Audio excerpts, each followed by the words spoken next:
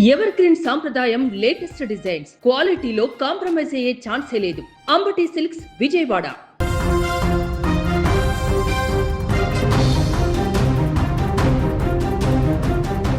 తమిళనాడు రాజకీయాలు ఎప్పుడు ఒక సినిమా థ్రిల్లర్ను తలపిస్తుంటాయి. దశాబ్దాలుగా పాతుకుపోయిన ద్రవిడ పార్టీలు డిఎంకే, అన్నా డిఎంకేల కోటలను బద్దలు కొడుతూ తలపతి విజయ్ నేతృత్వంలోని టీవీకే పార్టీ సృష్టించిన ప్రభంజనం దేశవ్యాప్తంగా హాట్ టాపిక్ అయింది. ఒక కొత్త పార్టీ పెట్టి నేరుగా ముఖ్యమంత్రి పీఠం అధిరోహించిన విజయ్ని చూసి అందరూ ఆశ్చర్యపోతున్నారు. కానీ ఈ పొలిటికల్ హనీమూన్ ఎక్కువ రోజులు సాగేలా లేదు. మాజీ ముఖ్యమంత్రి డిఎంకే అధినేత ఎంకే స్టాలిన్ పేల్చిన ఒక పొలిటికల్ బాంబ్ ఇప్పుడు తమిళనాట ప్రకంపనలు సృష్టిస్తోంది. విజయ్ ప్రభుత్వం అత్యంత బలహీనమైన పునాదులపై నడుస్తోంది. అది ఎప్పుడైనా కుప్పకూలవచ్చు.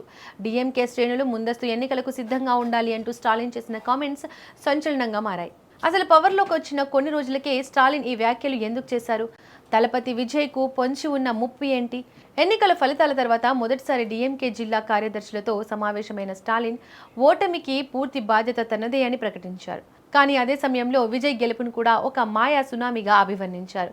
ఆ మాయ ఎక్కువ కాలం నిలబడదని ఆయన ధీమా వ్యక్తం చేశారు. స్టాలిన్ ఈ రేంజ్లో కాన్ఫిడెంట్గా ముందస్తు ఎన్నికల గురించి మాట్లాడడానికి ప్రధాన కారణం తమిళనాడులో మొత్తం 234 అసెంబ్లీ స్థానాలు ఉంటే ప్రభుత్వాన్ని ఏర్పాటు చేయడానికి 118 సీట్లు కావాలి.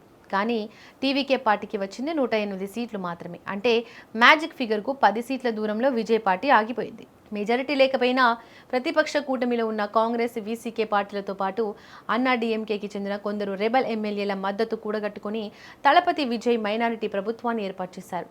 మే 13న జరిగిన బల పరీక్షలో కూడా మిత్రపక్షాల మద్దతుతో విజయ్ గట్టెక్కారు.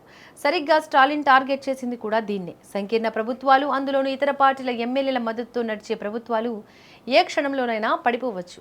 మిత్రపక్షాలు ఏ చిన్న అసంతృప్తికి గురైనా లేదా డిఎంకే లాంటి బలమైన ప్రతిపక్షం వాళ్లను తమ వైపు తిప్పుకున్నా విజయ్ ప్రభుత్వం మైనారిటీలో పడిపోతుంది. అందుకే ఆ ప్రభుత్వాన్ని బలహీనమైన పునాదులపై ఉన్న ఇల్లుగా స్టాలిన్ అభివర్ణించారు. కేవలం కామెంట్స్ చేసి ఊరుకోవడం లేదు స్టాలిన్. పార్టీని ప్రక్షాళన చేయడానికి డిఎంకే 2.0 అనే కొత్త ప్లాన్తో వస్తున్నారు. ప్రజల ఫీడ్బ్యాక్ తీసుకోవడానికి ఉడన్ పిరప్పన్ కురల్ అనే వెబ్సైట్ లాంచ్ చేశారు. క్షేత్రస్థాయిలో నిజాలు తెలుసుకోవడానికి కమిటీలు వేశారు. మరోవైపు ఉదయనిధి స్టాలిన్ అయితే మరింత ఘాటుగా స్పందించారు. ప్రజలు కేవలం సినిమా గ్లామర్ చూసి ఓట్లు వేశారు. రాబోయే రోజుల్లో వాళ్ళకి అసలు నిజాలు తెలుస్తాయి. గ్లామర్ ప్రజల కడుపు నింపదు, సమస్యలు తీర్చదు. టీవీకి అసలు రంగు త్వరలోనే బయటపడుతుంది అని ఆయన జోస్యం చెప్పారు. ఒక సినిమా హీరోగా తలపతి విజయ్ తిరుగులేని విజయం సాధించి సీఎం కుర్చీలో కూర్చున్నారు. కానీ 60 ఏళ్ల రాజకీయ అనుభవం ఉన్న ఒక బలమైన ప్రతిపక్షాన్ని, డిఎంకే లాంటి ఒక వ్యవస్థను ఎదుర్కోవడం అంత సులభం కాదు. తన ప్రభుత్వాన్ని కాపాడుకుంటూ మిత్రపక్షాలను కలుపుకుపోతూ విజయ్ 5 ఏళ్లు పూర్తి చేశారా, లేక స్టాలిన్ చెప్పినట్లు తమిళనాడులో ముందస్తు ఎన్నికలు వస్తాయా అనేది వేచి చూడాల్సిందే.